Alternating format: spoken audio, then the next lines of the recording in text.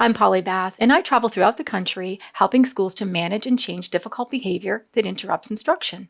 Today, I'm going to answer one of your questions. I've got a student who gets upset when she sees a student on an IEP use an accommodation in class, such as not participating in group work. She always asks stuff like, "Why does she get out of group work, but I have to do it? What should I say?" Well, you know what? You don't owe that child an explanation. This is kind of one of those circumstances where kids want everything explained, validated, and they want all the why behind why should I do this? Why should I do that? I think the question why is a great thing. It's critical thinking, it's all the things we want kids to do. But there does come a time when you accept that things are not going to be the same for everyone. And that's a huge message. And I think we went down this road for many years where, again, everybody got a trophy and everybody got a blue ribbon.